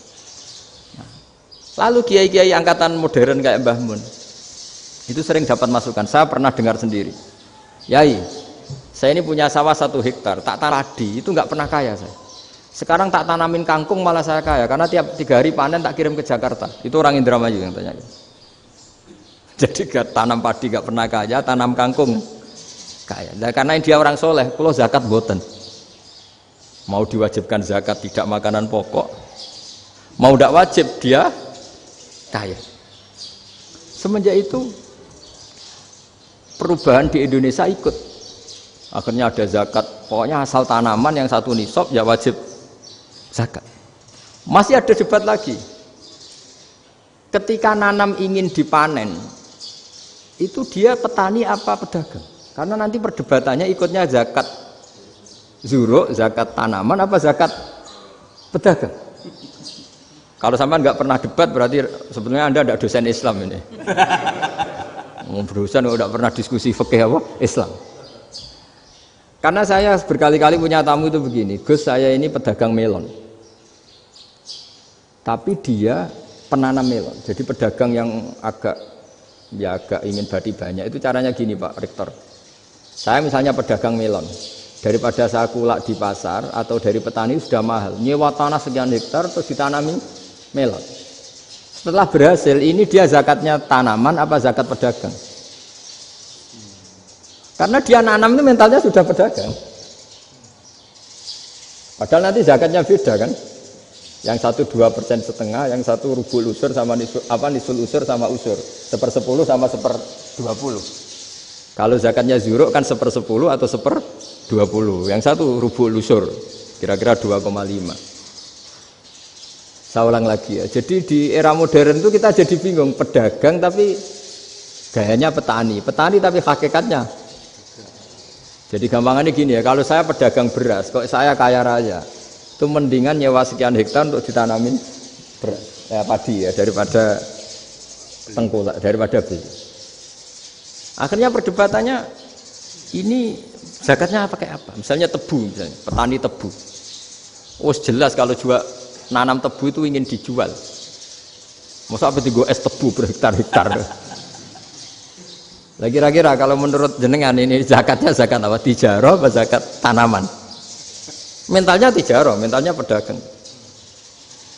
Nah ini saya hanya mau cerita. Khilaf kadang-kadang orang angen-angen. Khilaf itu nggak mungkin enggak. Ya sama seperti NU dan Muhammadiyah selalu khilaf awal Ramadan. Itu memang nggak bisa nggak khilaf. Misalnya begini, saya beri contoh ya. Karena kadang yang khilaf juga nggak pernah belajar. Lucu kan? Tak beri contoh ya. 2001 itu abad keberapa coba? Tahun 2001. Abad 21 abad 20? Abad 21. Jadi meskipun terpaut 1 tahun, padahal abad itu 100 tahun. Nah, pikirannya orang-orang Muhammadiyah seperti itu. Hilal kalau sudah melewati garis ufuk, meskipun setengah derajat atau 1 derajat itu sudah ikut bulan berikutnya. Sehingga ya sudah, meskipun sekian derajat sudah dianggap Ramadan. Nah pikirannya orang NU enggak. harus ru'yah bil fi'li. Itu sebetulnya lagi-lagi sebenarnya tidak masalah NU dan Muhammadiyah, itu di kitab-kitab ya seperti itu. Kita ini nggak biasa goblok ya. Artinya kita tahunya, kita yang keluarga kiai tahunya kunut mazhab Hanafi, tidak kunut mazhab Syafi'i. Tapi tahu-tahu ini mazhab NU, ini mazhab itu aneh itu menurut kita. Kita ini anggap apa? Mana ada Muhammadiyah jadi mustahid, mana ada NU jadi mustahid. Jadi sebetulnya orang tahu semua lah kalau Abu Hanifah itu tidak kunut, Imam Syafi'i itu kunut. Imam Syafi'i pernah main di masjidnya Abu Hanifah ya tidak kunut, ditanya kenapa tidak kunut, jenengan itu presiden kunut, tidak sanggup mati Abu Hanifah, dulu dia biasa aja. Sekarang geger ya karena tidak punya kegiatan. Sebenarnya itu nggak masalah, mulai dulu biasa. Saat teruskan ya. Nah, menurut mayoritas ulama nunggu ru'yah bil fi'li. Ru'yah bil fi'li itu gini, mata telanjang bisa melihat karena agama ini menggantungkan perintah itu sama melihat. Kalau kamu tidak melihat di mana kena hukum. Ibarat gini, Pak Rektor datang ke rumah saya tapi saya nggak tahu kena nggak saya hukum harus menghormati. Dia datang nggak sembunyi-sembunyi, saya kena hukum harus menghormati ya kalau melihat, kalau enggak ya enggak. Tapi Pak Rektor tetap bilang, tapi saya hakikatnya datang, jadi saya datang itu. Itu kan ribet. Akhirnya ya sudah, itu nggak ada khilaf sampai mati ada khilaf karena yang satu menggantungkan hukum itu digantungkan sama tahu. Kalau tidak tahu ya, misalnya baju saya ini hakikatnya ada najis, pas sholat saya tidak tahu, sholat saya sah apa enggak? Sah. Karena hakikatnya, ya memang saya tidak tahu. Tapi hakikatnya ada najis apa enggak? Ada. Ya sudah, itu sama-sama masuk akal. Ada lagi khilaf yang senam otak. Fasyamu salasati ayamin fil haji wa sab'atin idza raja'tum. Singkat cerita ada satu pelanggaran haji yang kata Allah kafarohnya itu puasa 3 hari sama 7 ketika kamu pulang, idza raja'tum, ketika kamu pulang. Dalam mazhab Syafi'i yang namanya pulang itu yang haji sudah sampai rumah. Di mana-mana pulang itu ya sampai rumah. Dalam mazhab Abu Hanifah enggak, ketika orang sudah balik kanan dari Arab Saudi, dari Mekah, ya namanya sudah pulang. Misalnya gini, ini Pak Rektor pamit saya, Pak Haris. Gus, Pak Haris mana? Ya sudah pulang kata saya, padahal sampai pandangan sampai depan. Tapi bagi keluarganya belum pulang. Lalu idza raja'tum ketika pulang itu bahasanya siapa? Bahasa istrinya apa bahasa yang ditamoni? Kamu ditamoni orang, terus kamu tamunya mana? Sudah pulang. Tapi tanyakan istrinya, belum pulang. Khilaf-khilaf gini kok jadi geger itu kan goblok banget maksudnya itu. Jadi biasa, jadi itu biasa. Jadi ya karena memang ini bukan masalah akidah, ini masalah furu'iyah, masalah fikih itu masalah furu'iyah. Mau tidak mau harus beda. Misalnya di sholat juga gitu. Wa ayu qu'udin qu'adal musolli sokat sholatu. Duduk dengan gaya apapun itu sholatnya sah. Sehingga sampean kalau haji atau umroh, orang Arab itu jenenge duduk ngenak awak di kursi. Duduk sopan ya hanya orang Indonesia loh. Kalau sholat itu masih duduk ala orang tahiyat. Kalau sampean di Mekah, duduknya pakai apa coba? Kursi ya? Oh enak sholat duduk.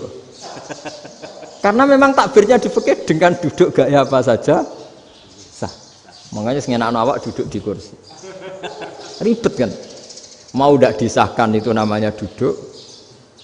Mau disahkan masa iya sowan Allah kok duduk santai-santai gitu. Tapi mau apa? Ini fikih. Ya sekarang lagi ini fikih. Fikih itu ya sudah ini fikih. Makanya kalau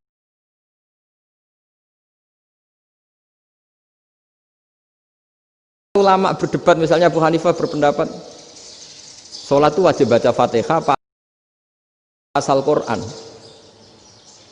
Dalam mainstreamnya ya Fatihah karena la sholata liman lam yaqra bi Fatihatil kitab. Tapi cara Abu Hanifah enggak. Faqra'u ma tayassara minal Quran, bacalah apa saja yang mudah bagi kamu, asal itu Quran. Sementing gak gending Jawa, gak nyanyi lah gitu. Ya sudah, mau apa coba? Jadi ya susah memang kalau fikih itu ya sudah seperti itu. Ada lagi yang masih ekstrim misalnya. Yang namanya menyembelih hewan itu gimana coba? Dari hidup ke mati Apa pasti mati disembelih? Cara mazhab Imam Syafi'i yang namanya menyembelih itu penyembelian harus menjadi sebab kematian. Itu yang sah. Seorang lagi penyembelian menjadi sebab kematian yang syar'i. Sehingga beliau mensyaratkan hewan yang disembelih ini masih punya hayatun mustaqirrah, punya kehidupan yang normal. Sehingga kalau nggak disembelih ya hidup. Sehingga kalau ada hewan ketabrak truk kejet-kejet, mesti mati ini buat sembelih. Itu nggak sah karena nggak usah disembelih ya wes mati kan. Karena ini hanya nunggu koordinasi Israel kan, dia kejet-kejet itu kan prosedur itu. Tapi tidak disembelih pun mati. Tapi cara mazhab Malik enggak.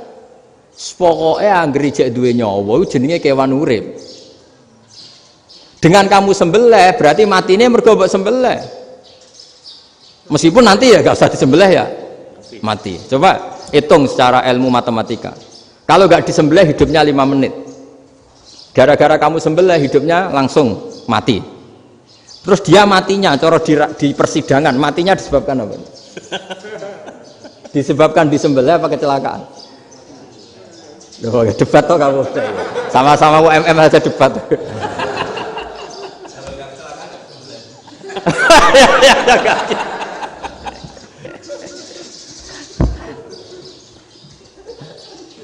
Loh, saya pernah Mas ngalami nyata itu. Saya jalan-jalan sama anak saya pakai motor. Sampai di jalan raya gitu ada ayam jago ketabrak mobil, kejet-kejet. Orangnya tanya, "Gus, ini halal tau ora?" "Wis kanggo kon halal." Suatu saat dia nggak terima kan, terus tanya, "Kenapa Gus?" "Ya nak kiai ra pantes, mosok kewan mesti mati nek tak sembelih, nak kiai pantes." Karena aku tahu kamu tuh gak kiai, mesti motifnya itu mergo jago, jajal cilik gak tak kokno. Ada kan ayam itu bayi kan gak ditanyakan, kejet-kejet mati rak lah, wong cilik wae. Tapi masalahnya ini kan jago, eman ya. Tapi secara fikih pertanyaannya tadi, hewan yang sudah tidak punya hayatun mustaqirrah, dia hanya punya al-hayat al-ittiroriyah, dia punya harokah ittiroriyah, dia mati kejet-kejet memang prosedur mati harus seperti itu. Mbok kecelakaan kayak apa, kalau mati kan kejet-kejet dulu. Nah ketika kejet-kejet ini pertanyaannya ini kan hidup apa mati namanya? Enggak, namanya hidup apa mati? Pas kejet-kejet itu hidup. Cara Imam Malik itu hidup. Ya sudah, kalau hidup disembelih ya halal. Karena misalnya nanti kalau nggak disembelih matinya kan 2 menit lagi, gara-gara disembelih mati sekarang. Tetap penyebab kematian itu nyembelih. Penyembelian ini sebab kematian. Tapi kalau Imam Syafi'i enggak, cara berpikir wes nemen, paling roh besok kaget langsung mati. Kalau gitu berarti kamu nyembelih barang mati. Jadi fikih itu kadang unik. Makanya ketika ngitung fikih itu unik ya. Orang keluar mani wajib apa? Mandi kan. Terus Imam Syafi'i ditanya, kenapa kalau orang kelahiran juga harus mandi? Namanya nifas. Fa innal walada waliyun munakidun. Ya, anak ya mani yang menggumpal. Bedanya apa anak dengan mani itu? Jadi fikih itu kadang lucu, di rumah-rumah tenan juga lucu. Keluar mani wajib mandi. Berarti kalau keluar anak ya wajib mandi karena hakikatnya anak adalah mani yang mengkristal. Terus usia orang sudah dosen macam-macam itu kan hakikatnya mani. Itu fikih. Nah terus ditanya, kenapa kalau lahir langsung mati tidak wajib disolati? Ya jawabannya Mas Syafi'i lucu.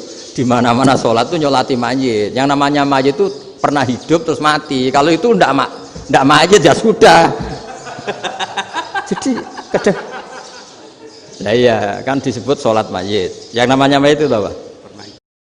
Masyhur kan Nabi ada kontingen ke Bani Quraidah. Ya kalau kira-kira saya minta Pak Rektor kamu jangan kalau ke Malang jangan sholat asar kecuali sampai Tuban. Sebelum Tuban ternyata matahari mau tenggelam. Terus Pak Rektor milih, wah sudah sholat di Bulu. Padahal belum Tuban. Padahal saya bilang jangan sholat asar kecuali di Tuban. Yang Pak Haris enggak, tetap sholat di Tuban meskipun matahari sudah tenggelam. Karena Nabi menyebut Tuban. Singkat cerita, zaman itu kan Bani Quraidah.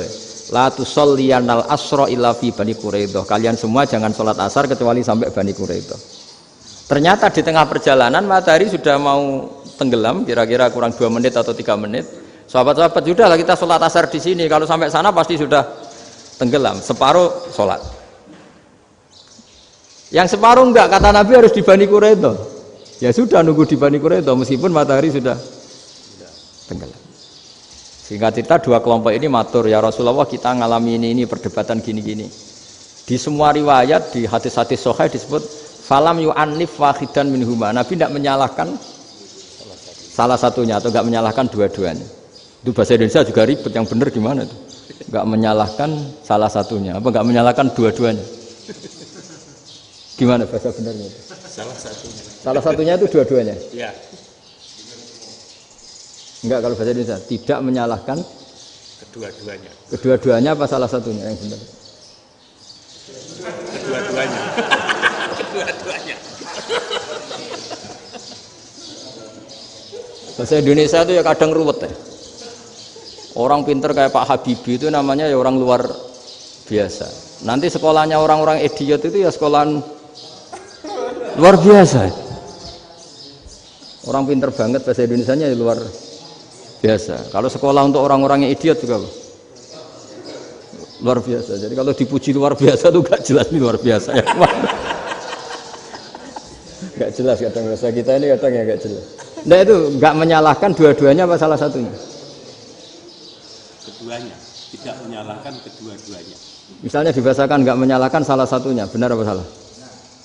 Benar. Benar, ya sudah benar semua. Jadi itu bukti bahwa ijtihad itu boleh. Saya ulang lagi, bukti bahwa ijtihad itu boleh. Padahal ini jelas, yang satu harus sholat asar, padahal matahari sudah tenggelam. Makanya di antara fikih unik itu begini. Saya ulang lagi fikih unik. Saya menyaksikan betul ketika ada orang tanya Mbah Mun saya ini Kopassus. Kadang latihan itu sampai waktu zuhur habis. Saya harus bagaimana? Jawabnya Mbah Mun itu unik. Sementing ojo ngosor sholat. Engkau yojo niat jamak, atok kodok katanya. Singkat cerita terus orang ini diskusi sama saya karena ini ya alim pernah mondok.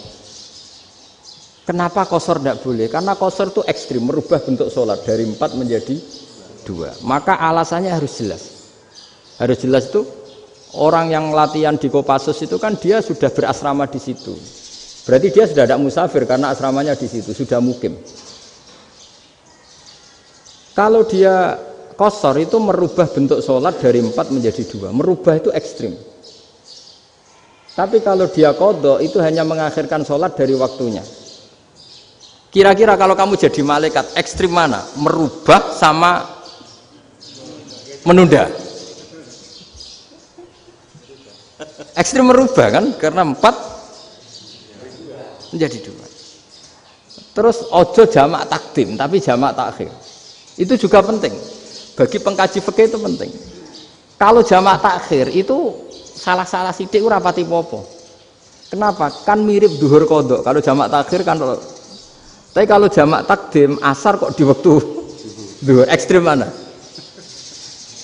Perubahan takhir sama takdim itu ekstrim mana? Ekstrim takdim karena melakukan sesuatu belum waktunya. Belum waktunya. Jadi itu memang ya memang tadi kajian-kajian fikih itu memang unik. Karena bagi ahlinya, saya ulang lagi tapi ini saya ulang lagi bagi ahlinya. Makanya ketika Nabi menjamak sholat ketika nusuk, ketika haji itu kata Imam Syafi'i lis safar. Karena Nabi pergi jauh karena rumahnya Madinah. Tapi resikonya fatwa itu adalah orang Mekah nggak boleh jamak karena kawasannya nggak sampai 90 kilo lah kalau sekarang mungkin. Tapi kalau tahu Imam Malik nggak, jalin nusuk sehingga orang Mekah pun yang haji ya boleh jamak karena alasan jamaknya karena nusuk, karena haji bukan karena jarak. Terus diteruskan lagi. Kalau karena pergi boleh jamak, memangnya pergi itu kenapa? Karena repot. Nah itu masalah kan masyakoh. Nah, terus mulai ada orang-orang yang ngawur kan resepsi jamak, ribet. Wes resepsi duit utangan kan capek. Wah itu sudah jamak. Ribet kan. Jadi kalau sudah illatul hukmi itu sudah mesti bikin masalah. Kalau sudah illatul hukmi itu pasti bikin masalah. Nah, pertanyaannya, jamak itu masih gampang karena bentuknya sholat masih 4. Yang ekstrim kalau qasar karena bentuk sholat 4 menjadi 2. Maka kata Mbah Mun pesennya, nak kue ra mesti bener, jika alasan itu tidak mesti benarnya. Pokoknya sementing tidak kosor katanya.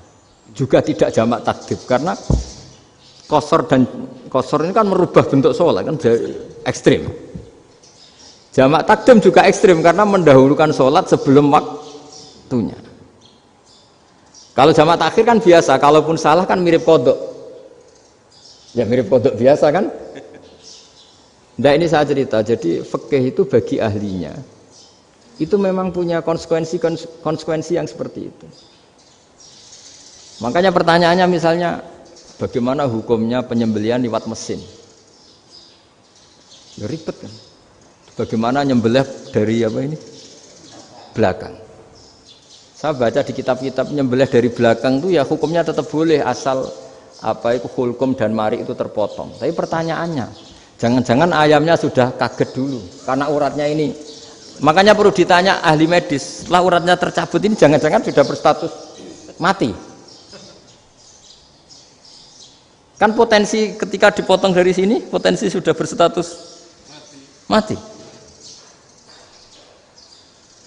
Makanya, nah kalau misalnya menyembelih dengan dibaca, plak gitu langsung mati gimana? Itu tetap ada dokhtoh, dalam bahasa fikih dokhtoh. Dia terkaget, gitu, ada dokhtoh karena nggak bisa bernafas terus mati. Berarti kelangsungannya bangkai. Jadi orang yang pengkaji fikih itu ya seperti itu, memang itu yang ditekuni. Tapi kita sebagai orang awam ya tadi. Nak sing kecelakaan iku wedhus ta ayam jago ngeman, tapi nak pitik cilik ikhlas.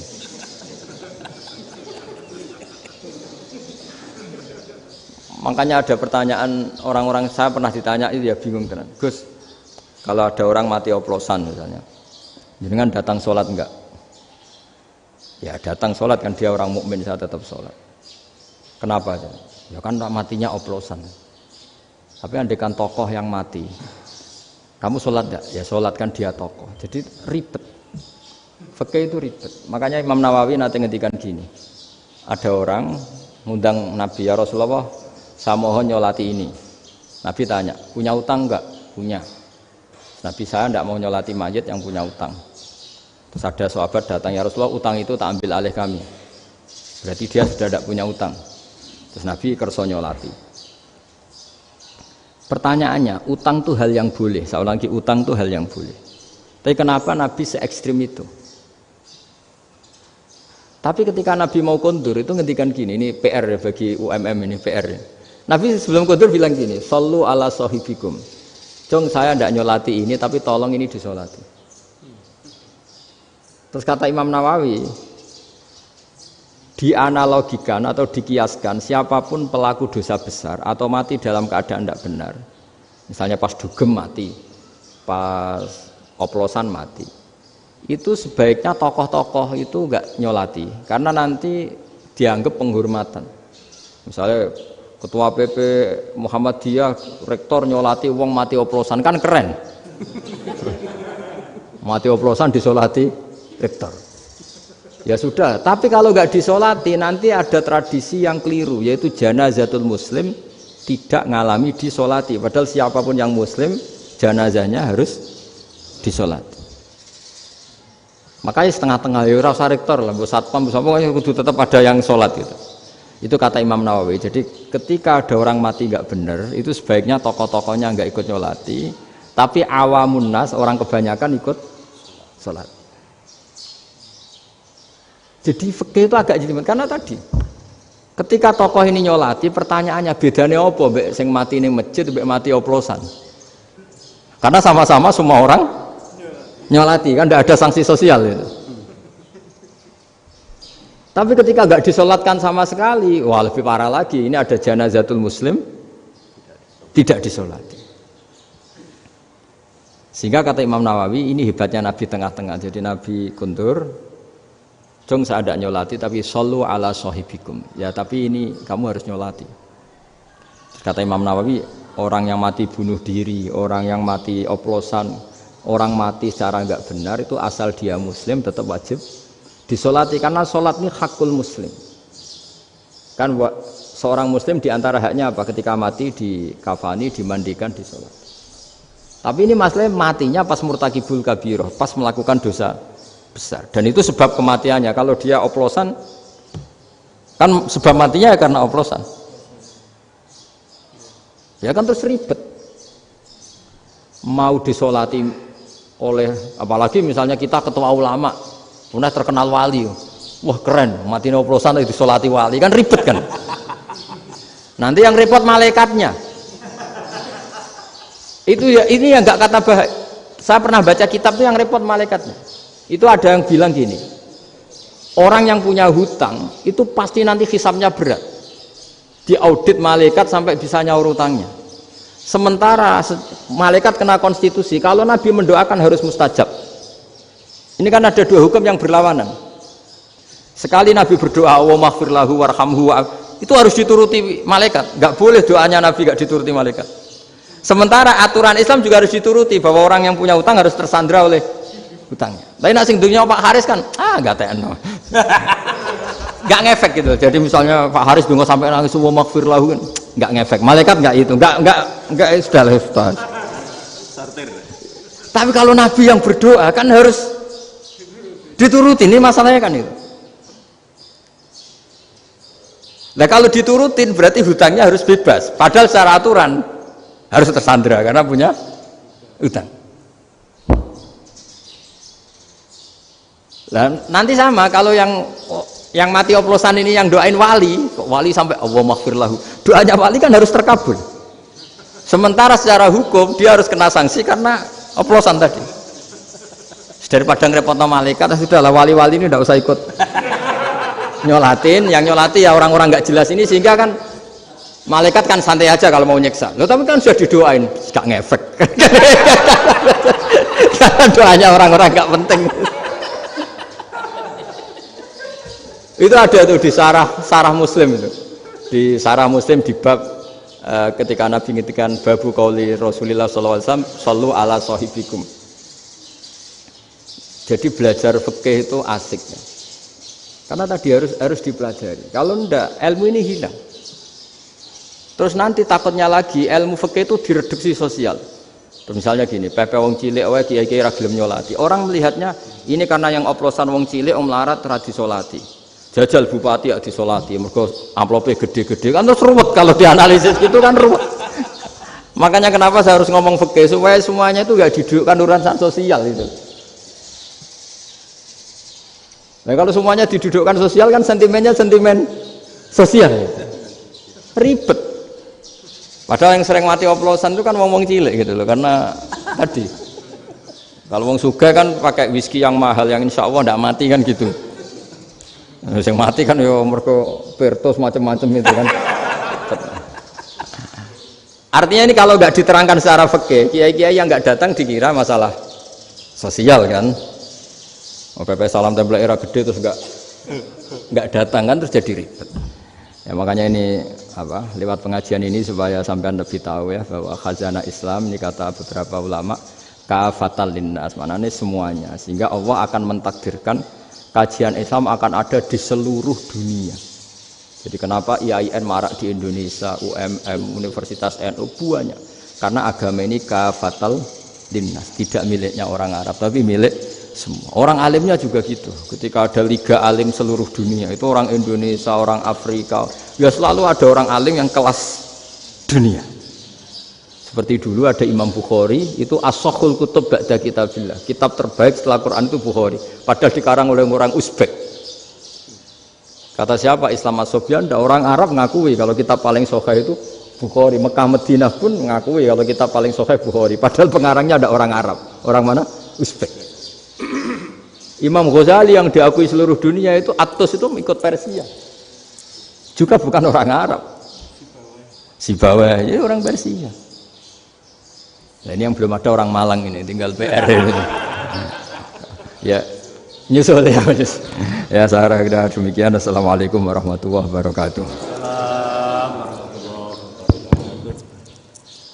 Baik Bapak Ibu para pemirsa yang dirahmati oleh Allah, kita sudah mendengarkan tausiah yang sangat mendalam dari Gus Baha. yang intinya saya rasa sudah dipahami semua bahwa pentingnya bagi kita untuk terus banyak mengkaji, belajar, tidak hanya memahami satu sisi dari ajaran agama kita, satu versi dari ajaran agama kita, akan tapi karena agama ini diturunkan untuk kafatan linnas, untuk semua manusia, maka terjadinya perbedaan di dalam ijtihad para ulama itu pada dasarnya menjadi rahmat bagi alam semesta dan bagi umat Islam. Mudah-mudahan apa yang sudah kita dengar dari tausiah Gus Bahak dapat kita pahami dengan baik dan menjadi ilmu yang bermanfaat untuk kita semua. Kami terima kasih kepada Gus Bahak atas nama Universitas Muhammadiyah Malang. Mudah-mudahan jalinan silaturahim antara UMM dengan Pondok Gus Bahak ini terus senantiasa bergulir dan menjadi bagian dari upaya kita bersama untuk meneguhkan Islam yang rahmatan lil alamin. Demikian saya rasa pengajian kita pada pagi sampai siang hari ini. Kurang lebihnya minta maaf. Wallahu a'lam bishawab. Kita tutup dengan bacaan hamdalah. Alhamdulillahirabbil alamin. Subhanakallahumma bihamdika asyhadu an la ilaha illa anta astaghfiruka wa atubu ilaik. Wa sallallahu ala Muhammadin wa ala alihi wa sahbihi ajma'in. Walhamdulillahirabbil alamin. Wassalamualaikum warahmatullahi wabarakatuh.